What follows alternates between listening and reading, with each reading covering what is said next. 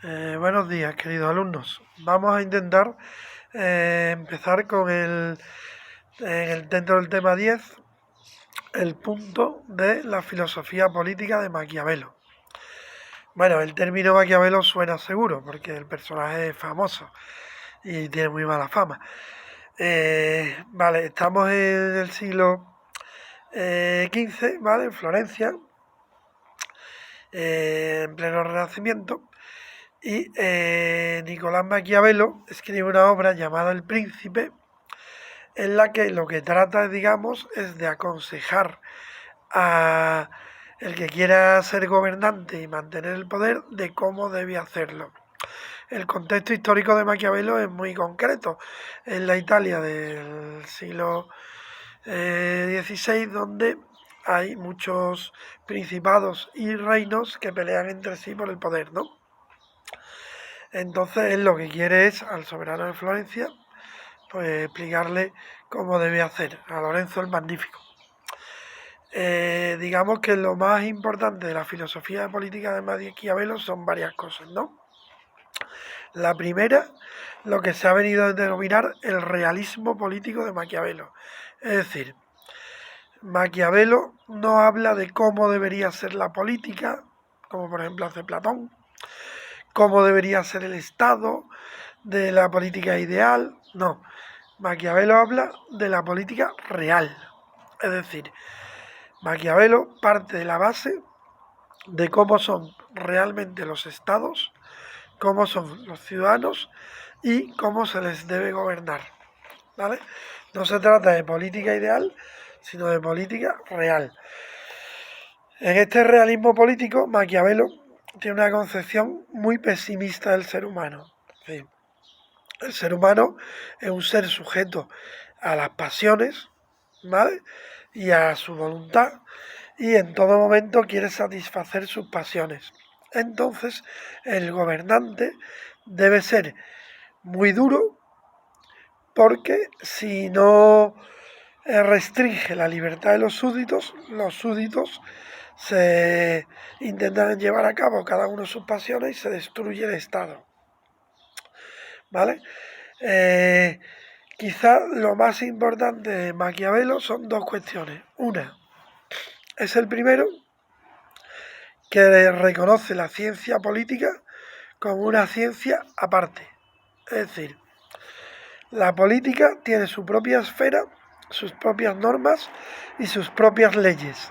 Y el buen político o el buen gobernante tiene que conocerlas para poder gobernar. Y el objetivo del gobierno es mantener el poder, ¿vale? Es decir, separa totalmente la política de la historia, de la moral. La política es una parte, es una ciencia aparte. Después se puede decir que Maquiavelo es el creador de la ciencia política. Ese sería el primer punto importante. El segundo es que Maquiavelo también es el primero que distingue muy claramente la política de la ética. Es decir, las leyes de la política no deben seguir las leyes de la ética. La ética busca el bien común, el bien moral. La política no. La política, según Maquiavelo, lo que busca es mantener el poder, ¿vale? El gobernante no debe buscar ser bueno. El gobernante lo que tiene que buscar ante todo es el mantener el poder. Para mantener el poder, según Maquiavelo, el gobernante tiene que ser ni tan malo como para que sus súbditos lo odien tanto que lo quieran apartar del poder, ni tan bueno como para que sus súbditos no le teman y entonces también lo puedan apartar del poder. Pero dice Maquiavelo, si el gobernante tuviera que elegir entre ser bueno y que el pueblo lo quiera, pero lo pueda derrocar, o ser malo y que el pueblo lo odie, pero le tema, debería elegir que le tema, porque según Maquiavelo es más fácil fallarle a los que amamos que a los que tememos. Una frase terrible de Maquiavelo, pero que él sostiene así, ¿no? La visión de Maquiavelo del ser humano es muy pesimista y él piensa que el político tiene que partir de esa realidad. Por eso se llama realismo político. El político no tiene que partir de la idea de que el hombre puede ser bueno, de que tal, no. Tiene que partir de que los ciudadanos, los súbditos, desean ante todo satisfacer sus pasiones y que los estados desean sobre todo sobrevivir y sobrevivir destruyéndose unos a otros. Por tanto, el buen gobernante tiene que ser aquel que sea capaz de mantener a sus súbditos bajo control y a los demás estados, ¿vale?